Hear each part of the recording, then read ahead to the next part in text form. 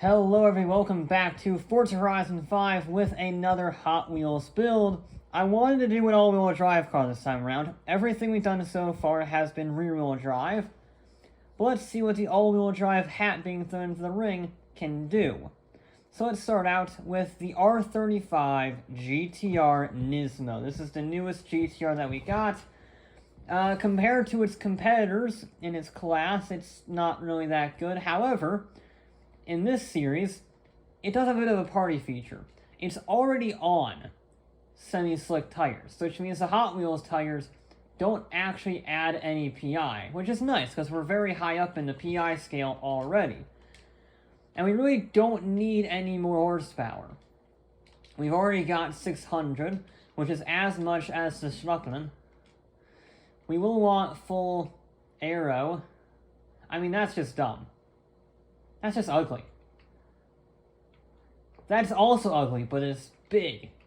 And we want that. We'll keep that if we need it. Does this have a bike? It does have a bike kit. Okay. That does make us heavier, but it gives us bigger tires. I think we want that.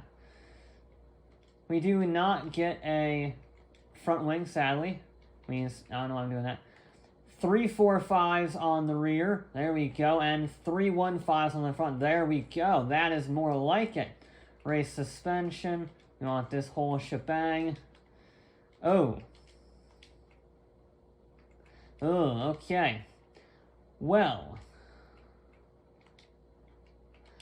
And we can at least get a free gearbox. Yeah. Oh. Okay. So that's it. That's our whole build. Not much. We have 611 horsepower. 490 foot-pounds of torque. That's not great, to be honest. And 3,400 pounds is also not very great, but it should be very grippy because it has massive tires. And it's, you know, a modern GTR. In theory, I think. Okay. We're here at the Nexus Speed Circuit with a target time of a 1:43.6 set by that 962. I have my doubts, because the 962 was a lot lighter than this, and had the Hot Wheels tires, and was, you know, based off a Le Mans car, and it had the exact same horsepower. So this has to have some serious corner grip. I mean, super serious corner grip if it wants to keep up with that 962, because that's how it made up all its time, is the 962 had immense cornering speeds. I'm not sure if this will have the same cornering speeds.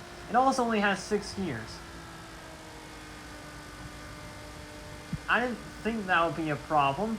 Maybe on some of the loop-de-loops. I could have swore the GTR had 7 gears. Or is that the, other version? I don't know. Either way, it shouldn't really be a problem. Because this... okay. This is definitely not bad to drive. I won't say that. It's not terrible. And yeah, I can yes, I can go flat out to that corner. That's nice. Okay. Now, how will it handle the banking? The M2 really struggled on this section because of the rear-wheel drive oversteer that it got from going up and down the banking. This seems to have no issues. That's nice. Means I can go high, carry, and use it to carry the speed without costing me any lap time. And be a little wide there. That's not ideal, but, you know, keep it out of the wall, we carry some speed.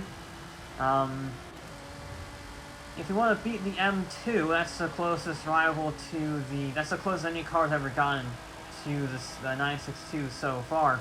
That is a 1:44.5. So, we have still a bit of work to do. Okay, I can't quite carry that much speed. Alright. Okay. Fine. We are a 1:48. No, 1:49. Okay. Alright. Let's see how that goes. We're sort of topping around 200, 203, which makes sense. It has a lot of aero on it, and it doesn't have a lot of horsepower. so I'm not really surprised by that. Although I would have wished to carry a little more speed. I mean, I thought we had 7 gears in this thing. I was mistaken. But okay, let's just try and be smoother. It's all going to be about precision with this car. So immediately I put it in the wall because, you know, even though this thing has all the grip in the world, I can go flat out on this corner. It can't take an obtuse right-hander without running into the wall. Yeah, I don't know what it is about that section. I still think it's the transition in surfaces, because you go from the Hot Wheels track to the connecting track and then back to the Hot Wheels. So I have a feeling it's probably that causes all of the understeer there for every car, it seems. But still, one of these days I will find a car that can go flat out through that section. I don't know when, I don't know what vehicle, but eventually, mathematically, something with insanely high grip should be able to go through there flat out. It's not like it's the biggest braking zone in the world.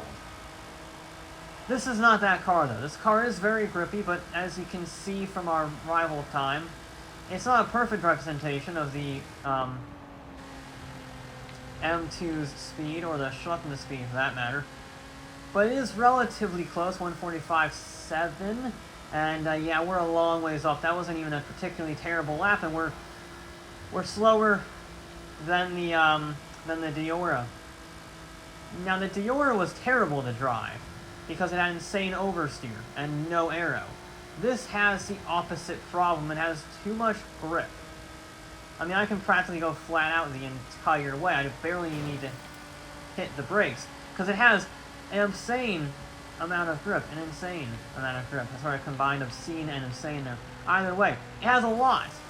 And that means, as you saw there, the turn-in, apart from this section, which I still don't understand, is very good. So, it actually has too much grip. It has too much grip and too much weight.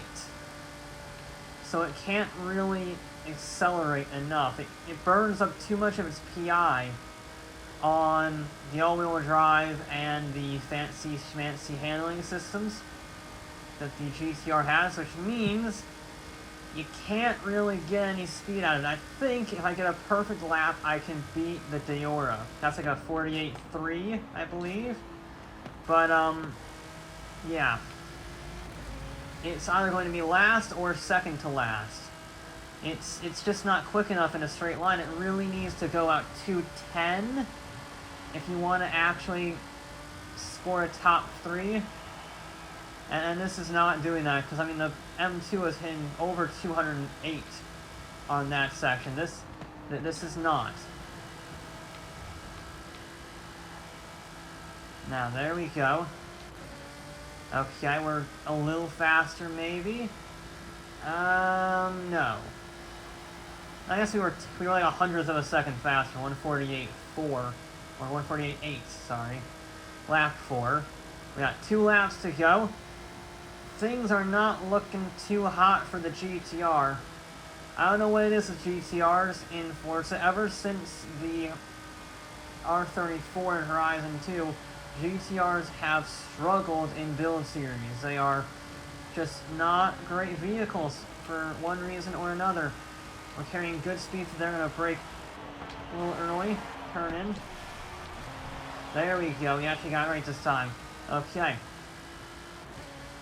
Now use that carrying speed. We should still be able to go flat out through here.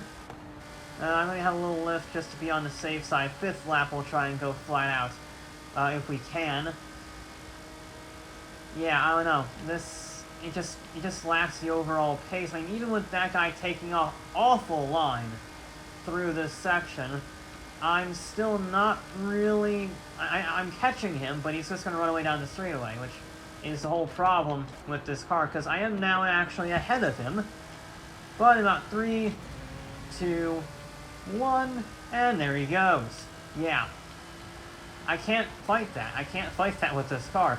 I tried to pick the most technical, handling-oriented Hot Wheels track I could find, and he's just buggering off.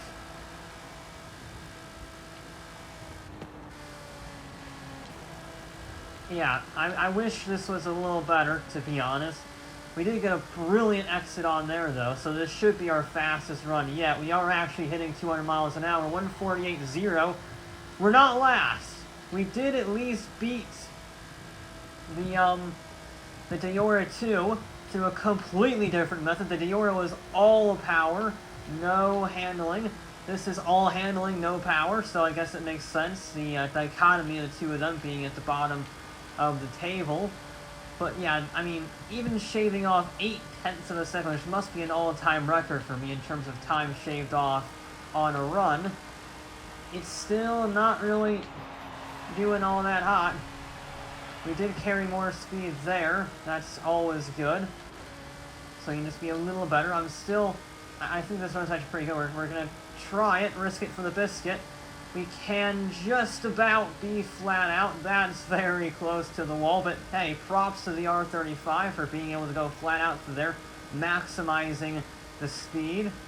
And yeah, we are very fast in this section here. Not in terms of actual speed, but in terms of carrying the momentum. It is very, very good on that section. Then you can brake early. We're a little wide, so not as quite the same corner as last time, but I actually think we are up compared to last time. We're faster than the little AI guy there. We might be able to get into the 47s. I think a 47.5, if I remember correctly. Maybe a 47.0 is the Lexus RCF, which is actually very similar to this, thinking about it, although that had a lot more power because of the rear-wheel drive nature of it, just allowing for more power. Yeah, I think this is going to be a faster run, but it is a 57.5. Still not great. It's right on par with the RCF. It's right in that ballpark of the 47s, which is a shame, but no power, too much handling, too much weight. If it was a lot lighter, it would be a lot better, simply because of acceleration. The fact that it was able to beat some of these cars simply by sheer corner grip is kind of inspiring, actually, but you can see that I lose almost 2 seconds on the Ghost, on the last straightaway and the 270-degree corner to the finish. That's a lot of time lost just on the straightaways. It claws back a lot of it in the middle section, but not enough. So once again, another GTR, another slight underwhelming result. But that'll be it for this episode of Forza Horizon 5. I'll be back with more